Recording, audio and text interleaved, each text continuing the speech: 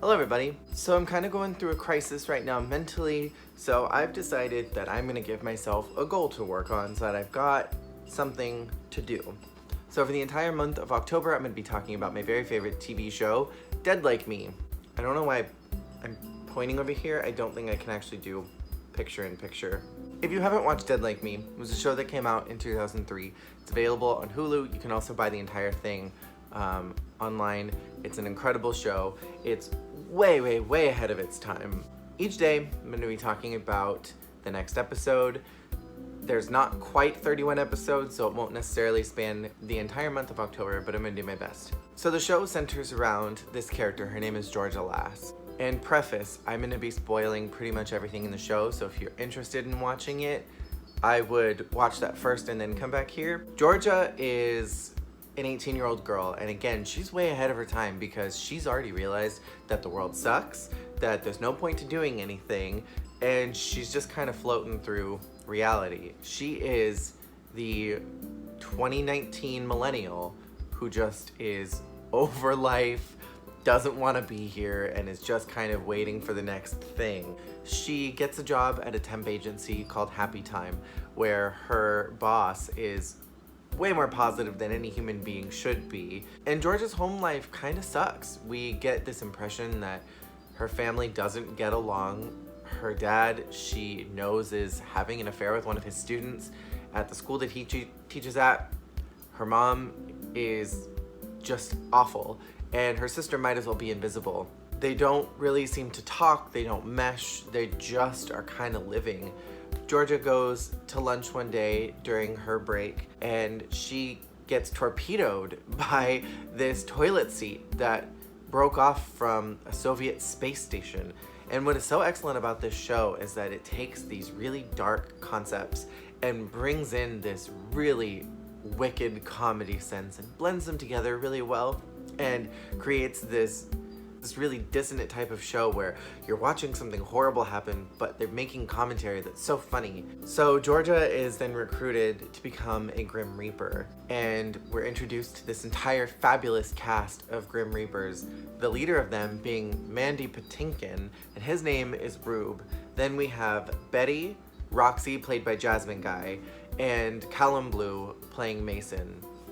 And if you haven't already noticed, if you haven't followed my videos in a while, two of my cats are actually named after characters in the show, so that'd be Georgia and Mason, my two kitties. This whole first episode is really just building up the story. She goes to clock in some observation hours, and she goes to this bank where this guy gets killed, and she sees his soul being popped. She sees the reason, why he died.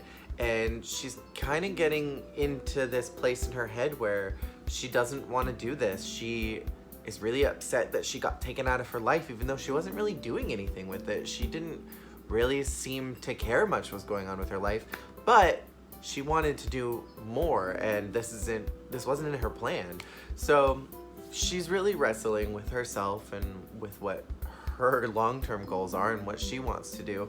And she gets her first assignment to go take somebody's soul. So when she goes, there's this train that she gets put on, and this little girl named Casey is her mark. And Georgia saves her. She doesn't take her soul. She protects her. The train gets derailed, and that's what was supposed to kill Casey. But she didn't die because Georgia saved her. So Rube, her boss, follows the train to its destination and where it was supposed to crash, and he was gonna pick up Georgia there and be like, congratulations on your first mark. But he finds that she didn't do what she was supposed to do, so he convinces her to go back and take this little girl's soul, because if she doesn't, bad things are gonna happen. So Georgia goes back, she takes the little girl's soul and brings her to her light.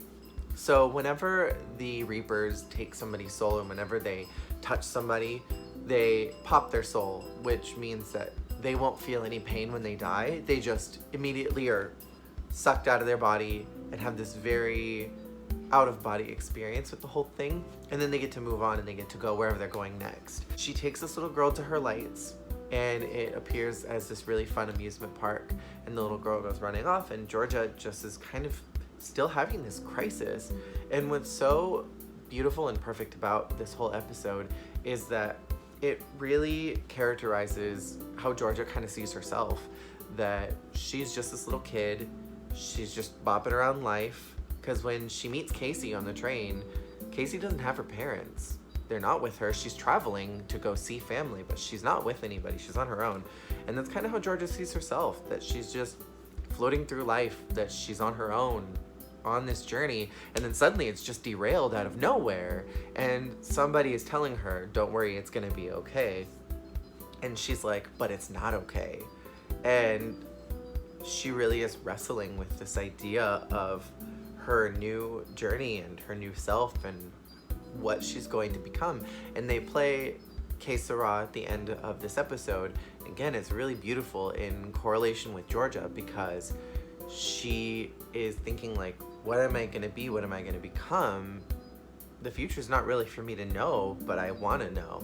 And it's such an amazing intro into the season, because we've got all these really deep, complex ideas sprinkled with these beautiful characters who all have so much personality and depth to them, and you want to know more about them. You want to know more about their stories.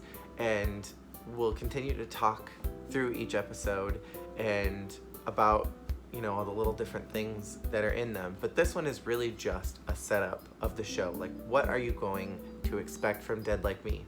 And again, if you haven't seen it, I would highly, highly, highly encourage you to go watch it, because it's one of my favorites. So go ahead and check it out if you have Hulu, or if not, then you continue to hear my thoughts as it continues. So yeah, I'll see you guys next time.